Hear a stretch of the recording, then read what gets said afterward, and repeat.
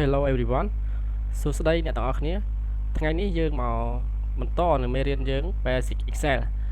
មូលដ្ឋានគ្រឹះនៃ Excel តែថ្ងៃមុនយើងបានរៀនពាក់ព័ន្ធជាមួយនឹង interface អីហើយការចូលទៅការបើកនៅកម្មវិធី Excel ហើយស្វែងយល់នៅ interface មួយចំនួនឥឡូវយើងបន្តមកកាន់ចំណុចមួយទៀតពាក់ព័ន្ធជាមួយនឹង page setup ការកំណត់នៅសន្លឹកកិច្ចការអញ្ចឹងយើងចាប់ដើមបើក Excel យើងមកបើកលើនឹងហ្មងក៏បានដែរទៅពេលបើកហើយយើងចង់ធ្វើកិច្ចការងាររបស់យើងប៉ុន្តែយើងចង់កំណត់នៅប្រភេទกระดาษរបស់យើងដូចជាกระดาษ A3 A4 A5 តម្រឹមកระดาษលើក្រោមអញ្ចឹងណាអញ្ចឹងដើម្បីស្វែងយល់អាហ្នឹងវាពាក់ព័ន្ធជាមួយនឹង page layout នេះ page layout អញ្ចឹងយើងចូល page layout មកយើងមើលមកនេះ page setup page setup ហ្នឹងក្នុងហ្នឹងវាមានជាច្រើនទៀតនេះដូចជា icon របស់វានេះអញ្ចឹងយើងចូលមកក្នុងនេះមកយើងចុចមក page setup នេះចុចកែងហ្នឹងមកនោះយើងមើលឃើញហើយពាក់ព័ន្ធជាមួយនឹង page វាមាន page វាមាន margin tab មាន header and footer មាន sheet អញ្ចឹងពាក់ព័ន្ធមួយ page គឺមាន portrait មានថាกระดาษបញ្ឆោនេះហើយ landscape នេះមានថាกระดาษផ្ដេកអញ្ចឹងបើសិនជាយើងយកportrait អញ្ចឹងឥឡូវយើងឧបមាថាអញ្ចឹងណាឧបមាថាយើងយកกระดาษបញ្ឆោអញ្ចឹងពេល print មកយើង print กระดาษបញ្ឆោឧបមាថាយើងយក landscape នេះ landscape ហ្នឹងជាกระดาษផ្ដេកអញ្ចឹងជាกระดาษផ្ដេកពេលដែលយើង print មកវាចេញជាกระดาษផ្ដេកហើយពាក់ព័ន្ធមួយកន្លែង scaling នេះ adjustment ហ្នឹង 100%មានន័យថាម៉េចមានន័យថាកិច្ចការដែលយើងបានសរសេរទៅលើกระดาษហ្នឹងឲ្យវា fit ជាមួយនឹងឲ្យវាស៊ីគ្នាជាមួយនឹងกระดาษហ្នឹង 100% ដូច fit ដែរ fit ហ្នឹងមានន័យថាវាសមគ្នាជាមួយនឹងกระดาษឲ្យវាស៊ីគ្នាពាក់ព័ន្ធមួយ paper size នេះគឺការកំណត់กระดาษនេះមាន A3 A4 A2 ពាក់ព័ន្ធមួយកระดาษឈ្មោះផ្សេងចឹងទៀតទៅនេះជាច្រើនกระดาษតាមប្រភេទរបស់វាជាទូទៅការងារដែលយើងសរសេរលើ Word លើ Excel គឺគេយក A4 ហ្នឹងឯង A4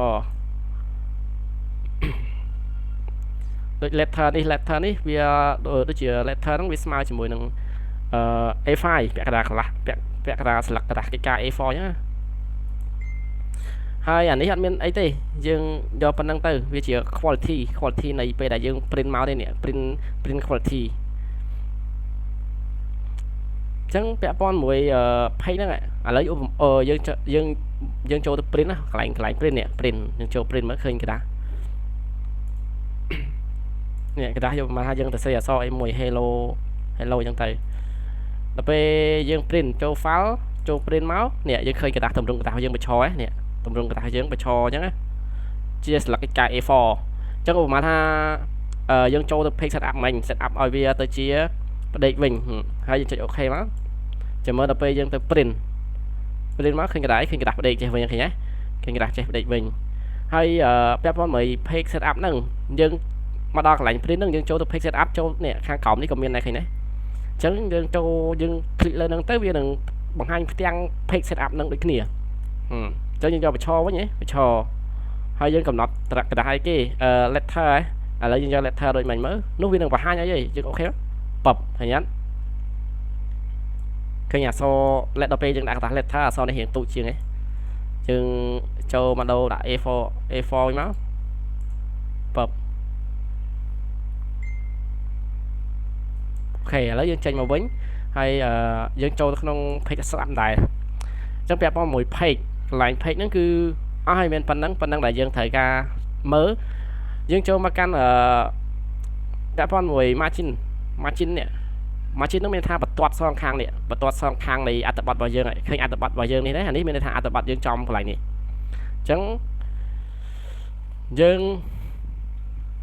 ចង់ឲ្យកระดาษកិច្ចការអត្ថបទយើងនេះឧបមាថាឥឡូវយើងធ្វើចឹងអត់យល់ទេឥឡូវយើងមាន hello wall អីច្រឡំកូដមាន hello មកឬក៏តារាងមួយអញ្ចឹងណាបែកអីបែបណាមាន4អញ្ចឹងមកអានេះយើងដាក់ឈ្មោះតារាងមួយមកធ្វើជាតារាងសិនចាំខ្ញុំធ្វើជាតារាងឲ្យមើលមួយសិនឧបមាថាកระดาษកិច្ចការរបស់យើងប៉ុណ្ណឹងហើយយើង set តារាងឲ្យវាប៉ុណ្ណឹងហើយយើងសាក print មើលសាក print មកចាំតិច control P control P អញ្ចឹងឃើញវានៅមួយចំហៀងនេះមួយចំហៀងកតាស់មកខាងនេះនេះឃើញ spec ខាងនេះធំហ្នឹងវាអត់នៅចំកតាទេអញ្ចឹងយើងចូលមកកាន់ pick setup យើងមកយើងដើម្បីឲ្យតារាងនឹងចំកតាយើងចូល pick setup ហើយចូល margin យើងនេះអញ្ចឹងយើងមើលមកខាងក្រោមនេះក៏ប៉ុន្តែយើងចង់វាយលេខនេះឲ្យវាខិតមកខាងនេះគឺខាងនោះក៏បានដែរយើងវាយតាមតម្លៃលេខទៅក៏បានដែរប៉ុន្តែវាគេមានកន្លែងនេះមួយនេះ center on page នេះឃើញទេអញ្ចឹងយើង click លើនឹងទៅនោះវានឹងបាននៅចំកិច្ចកតាស់ចំកតាស្លឹកកិច្ចការអានេះចំកតាដែរប៉ុន្តែវានៅខាងលើបើពេលយើង click មួយទៀតមកវាចំកតាទាំងអស់ទាំងឆ្វេងទាំងស្ដាំទាំងលើទាំងក្រោមឥឡូវយើង click មើលឃើញទេវាមកចំកតាហ្មងតែយើងគិតថាបើយើងធ្វើអញ្ចឹងមែនយើងធ្វើកតាកិច្ចការអញ្ចឹងមែនវាមិនដែរឲ្យវាធ្លាក់មកក្រោមពេកទេឲ្យវាចំកតានៅលើនេះហើយឃើញអត់អញ្ចឹងយើងមើលតាមនឹងមកយើងចូល margin ហើយយើងដកអា vertically ចេញមកវាទៅលើវិញឃើញទេនេះពេលដែលយើងដាក់មកវាលោតចំកតានេះអញ្ចឹងយើងដោះវិញមកហើយចុច OK បបចំកតាលើនេះអញ្ចឹងវាស្អាតហ្មងឃើញស្អាតណា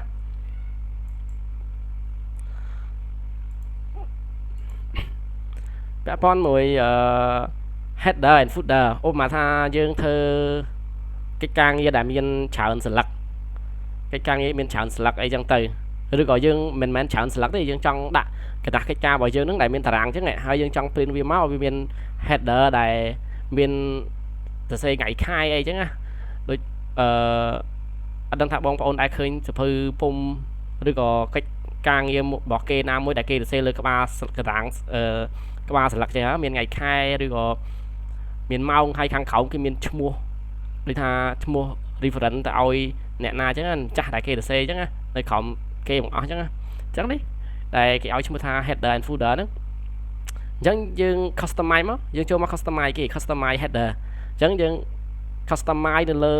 กระดาษកិច្ចការរបស់យើងខាងលើគេក្បាលទំព័រចូលមកក្នុងហ្នឹងវាឲ្យយើងរើសទៀតថាយើងចង់ឲ្យវាចេញនៅខាងលើគេខាងឆ្វេងឬក៏កតាឬក៏ខាងស្ដាំអាស្រ័យលើយើងឥឡូវខ្ញុំឧទាហរណ៍មួយឧបមាថានេះអានេះវាមានស្រាប់នេះ format text អីនេះឬក៏យើងចង់ដាក់ page number ភាគច្រើន page number page ទី1 page ទី2ភាគច្រើននៅខាងក្រោមឯងខាងលើហ្នឹងដូចជាមិនសូវមានទេខាងលើដូចជានេះអាស្រ័យលើយើងនេះទេយើងចង់ដាក់អីគេ date មកហើយដាក់ម៉ោងមកឥឡូវយើង click OK មួយមើលចង់ដឹងថាវាចេញអត់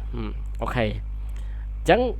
អាកន្លែងនេះវាអត់ចេញទេប៉ុន្តែវាចេញនៅកន្លែង print ព្រោះវាជា header and footer យើង control P មកយើងចង់ដឹងនេះឃើញទេវាលោតឲ្យយើងនេះថ្ងៃទី21ខែ4 2025តែថ្ងៃខ្ញុំធ្វើវីដេអូហ្នឹងម៉ោង6កន្លះតែចេញធ្វើការមកធ្វើវីដេអូផងឥឡូវយើងខាង header របស់យើងហ្នឹងវាចេញហើយពាក់ព័ន្ធមួយ header នេះឃើញទេអញ្ចឹងឥឡូវយើងចង់មក customize footer មើល footer ហ្នឹង footer យើងចង់ដាក់ឲ្យវា load ភាគច្រើន number page ចំកតាបើចំកតានេះខាងស្ដាំអញ្ចឹងយើងនេះចុច click លើចំកតានេះមកហើយយើងដាក់មកបបមាន insert picture មាន page វាច្រើនវាគេដាក់តា number page ទេអញ្ចឹងយើង right click មើលចាំមើលវា load អត់បបណែ load ចេញមួយបាត់ហើយនេះបប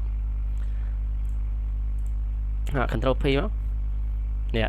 page លេខ1អញ្ចឹងពាក់ព័ន្ធមួយ page setup ដែលយើងរៀនថ្ងៃហ្នឹងយើងអាចចូលមកកាន់ page setup ឡើងនេះហ្មងបបឬក៏យើងចូល file ចូលមក print ហើយនេះ page setup ដូចគ្នាឬក៏អ្នកណាដែលគេចេះ command command ហើយយើងចុច command load មកហ្មងក៏បានដែរពាក់ព័ន្ធមួយ page setup ការកំណត់នៅกระดาษដែលយើងត្រូវ print กระดาษ A4 A3 letter អីហ្នឹងហើយកំណត់ឲ្យកិច្ចការយើងចង់ពេល print មកចំកระดาษហ្នឹងពាក់ព័ន្ធមួយ page setup ហ្នឹងគឺមានប៉ុណ្ណឹងដូចហើយពាក់ព័ន្ធមួយនិយមន័យអីហ្នឹងវាមិនមានអីទេអញ្ចឹងសូមអរគុណការតាមដានវីដេអូហើយជួយ subscribe ផងខ្ញុំនឹងចេញវីដេអូបន្តទៀត